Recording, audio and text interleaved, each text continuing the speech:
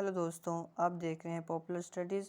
तो आज हम प्लस टू क्लास की अकाउंट सब्जेक्ट की एनपीओ मतलब नॉन प्रॉफिट ऑर्गेनाइजेशन, जिसका अर्थ होता है गैर व्यापारिक संस्थाएं, जिनका मुख्य उद्देश्य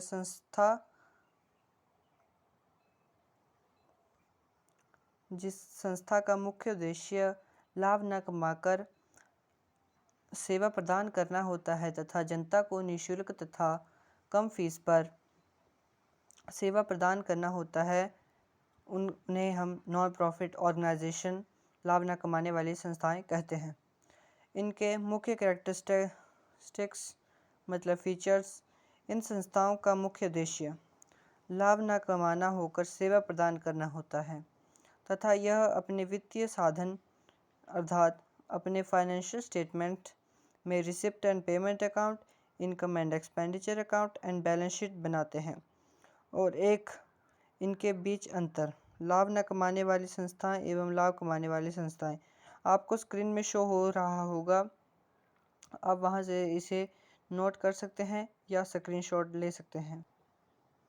अब हम इनके बेसिक फॉर्मेट देखते हैं तथा इनके अकाउंट कैसे बनते हैं और इनमें क्या क्या ऐड किया जाता है। सबसे पहले हम देखते हैं format of receipt and payment account. तो इस अकाउंट में गाइस आप देख सकते हैं कि रिसिप्ट एंड पेमेंट अकाउंट, इसमें हम रिसिप्ट एंड पेमेंट अकाउंट और पीरियड एंडेड एंड यहाँ पे हम ईयर लिखते हैं। तो हम देखते हैं इसके एक साइड डेबिट होती है जहाँ पे हम रिसिप्ट्स लिखते हैं और दूसरी साइड पेमेंट होती है जहाँ पे हम अमाउंट लिखते हैं और ये क्रेडिट साइड में होती है। तो हम देखते हैं कि रिसिप्ट साइड में क्या क्या शो होता है। सो फर्स्ट ऑफ ऑल यहाँ पे लिखते हैं हम बैलेंस ब्रॉडन। वो हो सकता है आपका कैश इन हैंड और कैश एट बैंक, ये आपको क्वेश्चन में गिवन होगा और यहाँ पे आप उसका अमाउंट लिख सकते हैं। और देन हम ऑल जितने भी रेवेन्यू नेचर के बट वो कैश पेमेंट होनी चाहिए। यदि वो कैश पेमेंट नहीं है तो आप यहाँ पे नहीं लिखेंगे। जितने भी आपकी रिसिप्ट होंगी कैश हों चाहे कैपिटलाइज, आपको यहाँ पे इनका अमाउंट लिखना है। और जितनी भी रेवेन्यू नेचर की होंगी और कैपिटल नेचर की रिसिप्ट्स होंगी। रेवेन्यू नेचर की रिसिप्ट्स वो होती हैं जो जैसा कि डेली आने वाली, जैसे कि आप एक ग्राउंड का घास बेचते हैं, वो आपका घास दोबारा उग जाता है तो आप फिर बेच सकते हैं, तो वो आपकी एक रेवेन्यू नेचर की आइटम है। तो वो आप इस डेबिट साइड में रिसिप्ट एंड पेमेंट अकाउंट की लिखेंगे। और कैपिटल नेचर की वो रिसिप्ट होती हैं जो आपको बहुत कम या कभी कभी मिलती हैं, जैसे लाइफ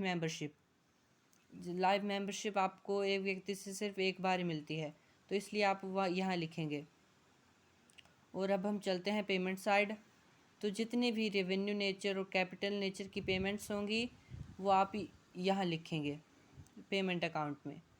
तो आप पेमेंट अकाउंट में देख सकते हैं आप all revenue nature and all capital payments की जो भी आइटम्स होंगे अब यहाँ लिखेंगे। और इनका टोटल करने के बाद आपको मिलेगा बैलेंस कैरिड ऑन। वो आपको या कैश इन हैंड होगा या कैश एट बैंक, वो आप कुछ भी लिख सकते हैं। तो चलिए हम अब फॉर्मेट देखते हैं। Format for income and expenditure for the year ended. तो हम यहाँ पे देखते हैं कि ये थोड़ा आप बोल सकते हैं कॉम्प्लिकेटेड होता है, पर ये बहुत इजी होता है। अगर आप ध्यान से देखेंगे तो आपको ये हम डेबिट साइड में इनकम एंड एक्सपेंडिचर अकाउंट और क्रेडिट साइड में इनकम्स लिखते हैं। तो यहाँ पे एक्सपेंडिचर और यहाँ पे income. It contains all revenue nature expenses of the current year whether paid or due. इसका मतलब हुआ कि आपकी जितने भी करंट ईयर के जो भी खर्चे हैं वो आप यहाँ पे लिखेंगे।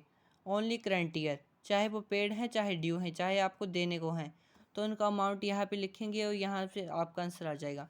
और इनकम साइड में ऑल,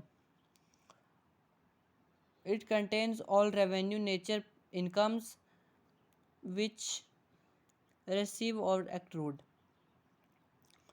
तो आप देख सकते हैं कि रेवेन्यू नेचर आपको मैंने पहले बताया, जैसे रोज़ के खर्चे होने वाले इनकम्स को एक्सपेंडिचर्स को हम रेवेन्यू नेचर के एक्सपेंसेस कहते हैं, जैसे रेंट, टैक्सेस और डेली होने वाली इनकम्स। जैसे आपने कोई बिल्डिंग पर रेंट पे चढ़ाई है तो आपको जो भी पैसे मिलेंगे वो आपकी रेवेन्यू नेचर के होंगे और यहाँ पे आएंगे। अगर आपको कुछ देना है तो एक्रूड होगा और इसमें से लेस या ऐड होगा, तो आपको इसमें से डेफिसिट, सरप्लस और डेफिसिट मिलता है, जो आप बैलेंस शीट के कैपिटल फंड में शो करते हैं। तो चलिए अब हम फॉर्मेट देखते हैं बैलेंस शीट का। इसका फॉर्मेट बहुत इजी होता है, सबसे इजी होती है ये बैलेंस शीट। कई बच्चों को इससे डर लगता है, पर हम देखते हैं कि इसमें 2 साइड्स होते हैं, इसमें डेबिट क्रेडिट कुछ नहीं होता है।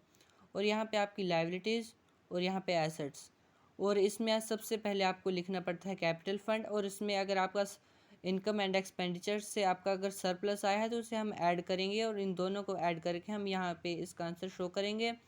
अगर आपका डेफिसिट आया है तो आप कैपिटल फंड से इसे लेस करके इसे और इसमें से इसे लेस करके यहाँ पे इसका अमाउंट लिखेंगे, और आपकी जो भी कैपिटलाइज वैल्यू होगी, जैसे लेगेसी है आपकी, endowment fund, entrance fees etcetera, उन सब का अमाउंट आप लायबिलिटी साइड लिखेंगे, क्योंकि ये आपकी एसेट्स नहीं होती, ये आपकी लायबिलिटी होती हैं। और जैसे आपका कोई भी स्पेशल फंड होता है, जैसे outstanding expenses, creditor, bank overdraft etcetera,